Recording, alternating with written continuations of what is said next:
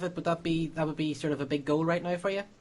Yeah, basically my character is recurring. So, basically I am dating the lead on the show, played by Troy Garrity, who's actually Jane Fonda's son, which is a really fun little fact.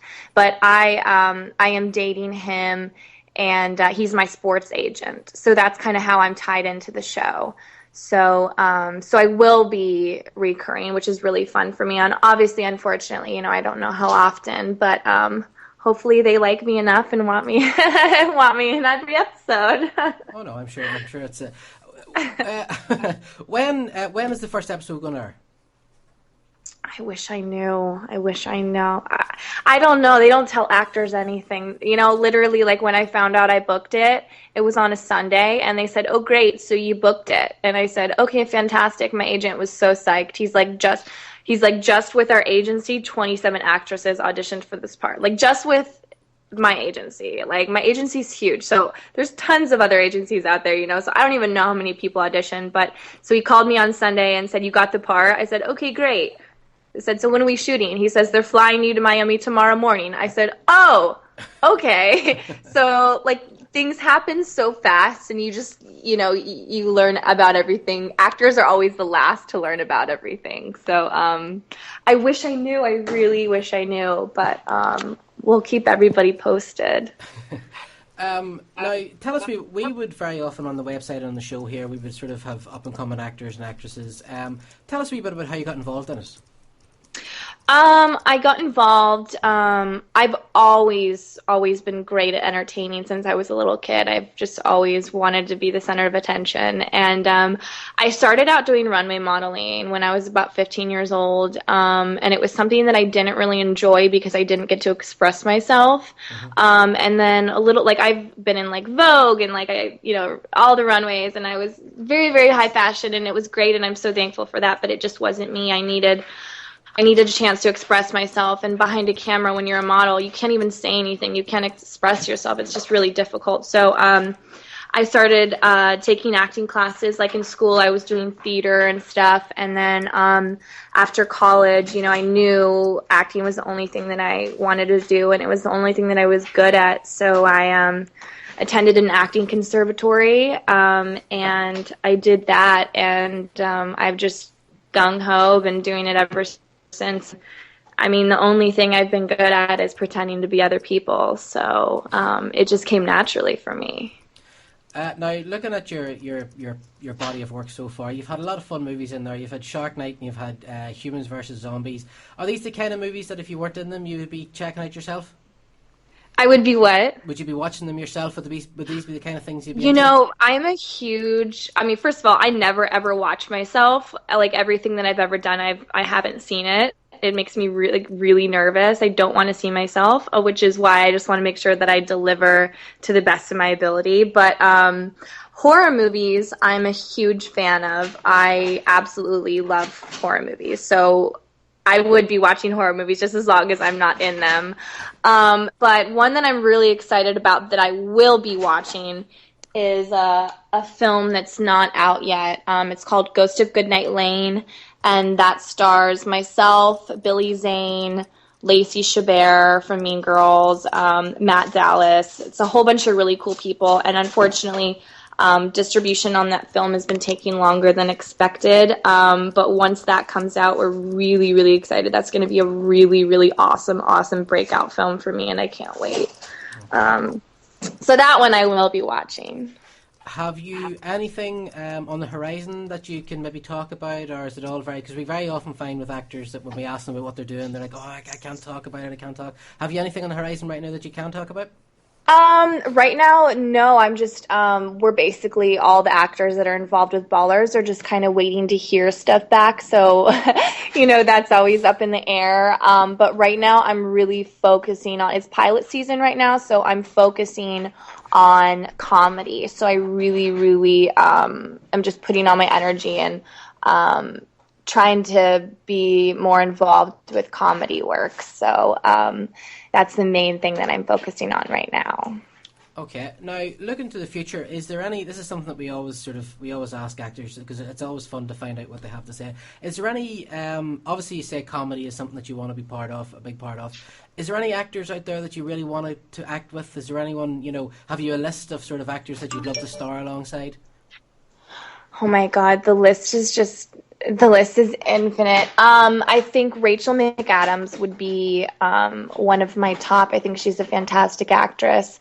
Leonardo DiCaprio, that's a given. Hugh Grant, I would love to do a romantic comedy with. Who else? God, there's so many of it. Leonardo DiCaprio would definitely be at the top of my list. Especially after the Wolves of Wall Street. Oh my God. Of course. But listen, Christine, thank you very much for taking time out tonight to come and talk to us. And please stay in touch and let us know when we can expect to see Ballers, and we'll put the news out to everyone that's listening, and we'll run the podcast again. This show will get released as a podcast. It's going out live right now. It will be as a podcast, and then once the show's gone out, we'll let people know about it again. We'll get the interview out there again. You know what? Maybe we'll get you back on the show if there's if and when the show gets picked up. Yeah, perfect. Alrighty. Well, listen, thank you very much. Thanks so much. Have a great day. Thanks, you too. Bye. Thanks, Christine. Bye. Take care. Bye. Okay, that was Christine Bentley, and thank you very much for coming on the show. Yeah, Paddy, it sounds pretty good. I mean, The Rock, we've got a kind of a man crush on The Rock, don't we? Well, I think everybody does, don't they? It's kind of embarrassing. A Chevy Chase. Legend. An absolute legend. Seriously, Chevy Chase.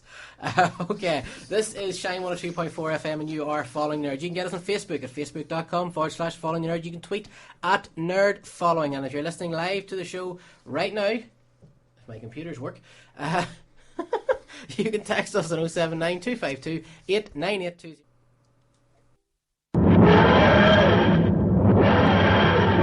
I'm Philip Glenister, Gene Hunt, and I'm following the nerd.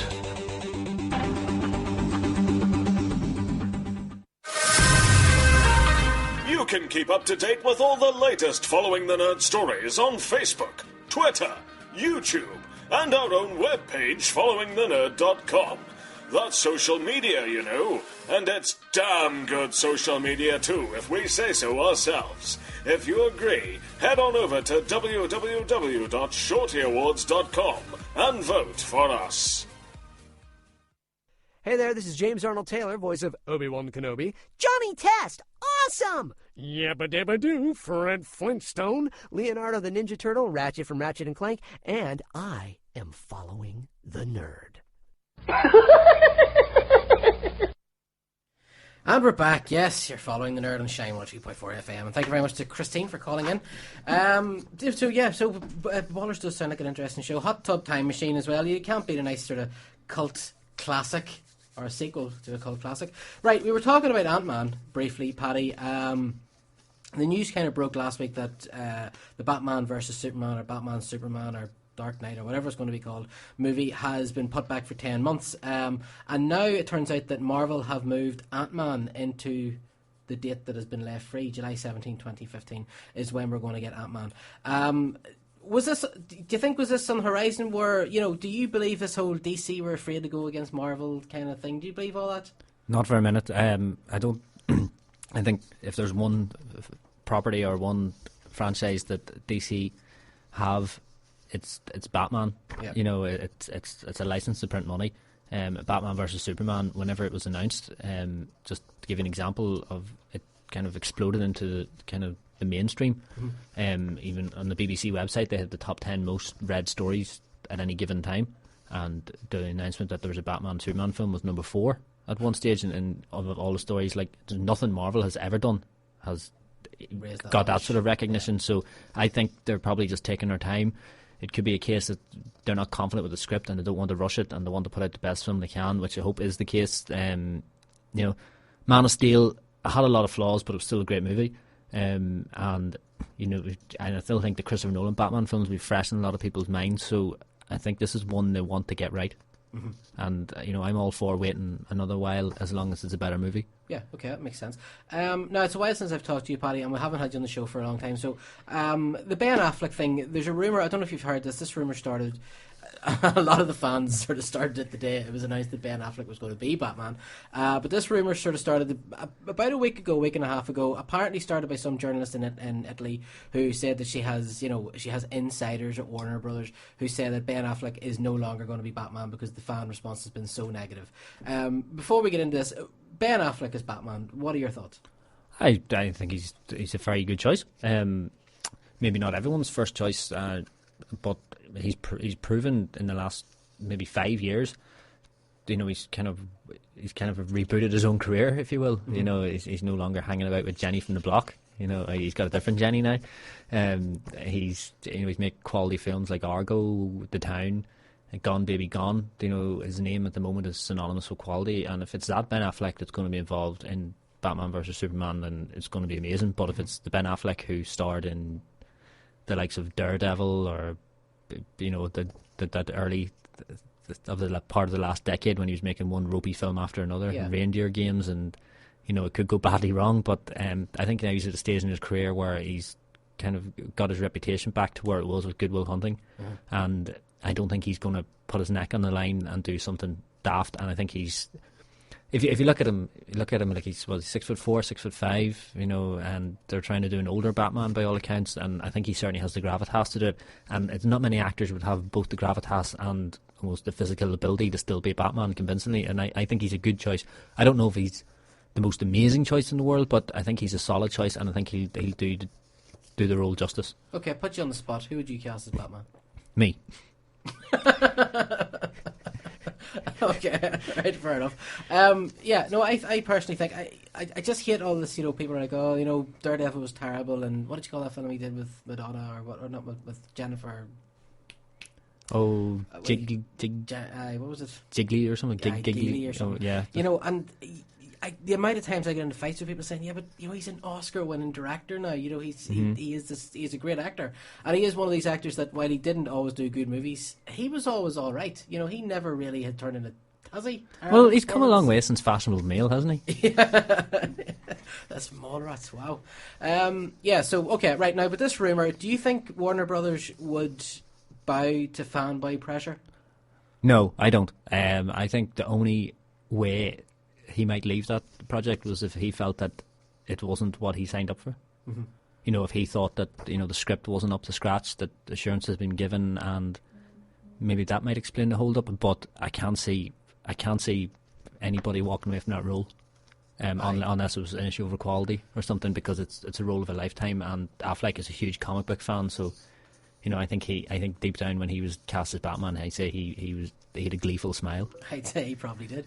Okay, now this is a show we talk about very often, a TV program we talk about very often on the show here, is S.H.I.E.L.D. Now, again, what do you make of Agents of S.H.I.E.L.D.? Personally, I think it's appalling.